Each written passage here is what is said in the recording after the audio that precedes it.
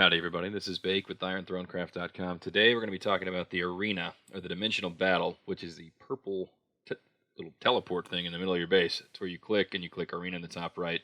And the first thing you're going to want to set up for the arena in order to get to the top in your kingdom are your heroes and your hero gear. You need 4 of them. The first one that I run is my standard destroyer hero. And you see here that she's got all of her standard combat stuff on. New players are going to want to use infantry and stack up all their berserker and gladiator gear, and that's how you're going to get through the first one. But for me, I'm running archers and siege, and that means I'm stacking my heroes like this. Number 1 hero, full destroyer. Number 2 is this guy. I've got chaotic white frost armor, you see that, and then I've got chaotic white frost rings for each of the accessories. Offhands and weapons and hats are going to be destroyer gear purple that were failed crafts for me. You saw that. So I'm going to have 2 more heroes that are exactly like this. My runes that I'm running on my arena heroes are Dimensional Rune of Precision, which is Dimensional Battle Siege Attack. And this means that my siege can actually take out an entire clump of enemy archers if they all hit at the same time. You want to make sure that you're not running the one that says increase all stats for arena defense siege, like that one right there. All that does is whenever it helps when you're defending, and that's not very helpful. You want to make sure it's the attack one so that you can always attack the highest rated arena person and get the most points per one. So this is my other hero, arena hero, set up the same exact way. Purple destroyer head, weapon, and offhand, and then chaotic white chest and 2 accessories. If you have the offhand, that's called the Dimensional Conquerors something something, that's from pre-install or pre-release gear, you should use that one too because it increases siege attack.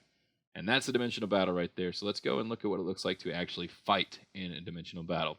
Rule number 1, you always want to fight the highest ranking, and you want to take them down. I'm running Archer Siege. That's what most people at the top end of Arena are running, is Archer Siege. As I said, if you're lower, you don't have the gear for it, you should run full infantry. Just run whatever your best gear is. And you want to stack as much of that gear on 4 heroes as you can. You saw I flipped through the 4 heroes there. Those are the 4 that I had set for Arena. And now, when you're running Archer Siege, this is the setup that I like to run. I put my Siege all down in the bottom left, and then I make a little pyramid of archers around them. This funnels the enemy archers towards me, because that's all I'm really worried about. It's the only build that can hold up against me. And then this is method number 1. I use my meteors and I knock the enemy archers on top of the enemy siege. This means that my siege then go and target the archers that are already standing underneath siege, and the siege are now taking splash damage too. So that's method number 1, is using your meteor to move the archers into one big clump or on top of siege, so your siege will blow them up. Method number 2 in Archer Siege or in infantry is to use your meteor, to use ogres. If you're going against people that have siege and they're hard to beat, you use your ogres and you drop them right in the middle of the siege. And this is what happens if you do it correctly. I scroll up to the top, and then I drop an ogre right in the middle. And you see how all the siege turn around? And they all start shooting the ogres, which doesn't do much damage to the ogres. Meanwhile, my archers are down here shredding theirs, and then I move back, kill the siege, no problem, because I distracted the siege with the ogres. But if you mess up and you drop your ogres too early, this will happen to you, which is what I'm about to show you.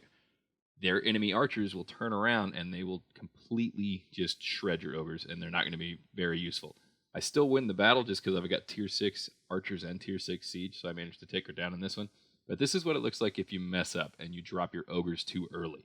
So if you're running into problems beating Archer Siege, you can use the ogre method. And don't do it this way. See how I dropped that guy right there, and her archers are still right there, so they turn around, drop him immediately, and now it's just a slugfest between my archers and siege. I end up winning because I had the tier 6 advantage, but a lot of people won't be that way. So if you're lower level, stack all your berserker gear and gladiator gear onto as many heroes as you can. Run in there with 10 infantry, get your rating as high as you can.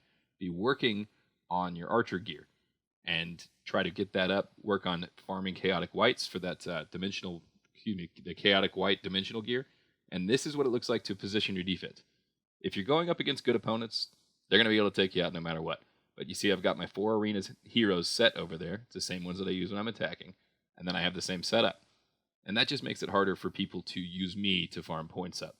You hit that, your defense is positioned. But if you look at this, the reason we're doing all of this is because there are weekly rewards in the arena. And the weekly rewards in the arena are pretty good. You get 6 grade 6 auras, 50,000 gold for rank 1, 40,000 for rank 2, 25,000 for everybody rank 3 through 5, and then you see it goes all the way down to 100, gets a few thousand gold a week. So it's worth it to stack your stuff up. It's not like you're using that gear somewhere else anyways.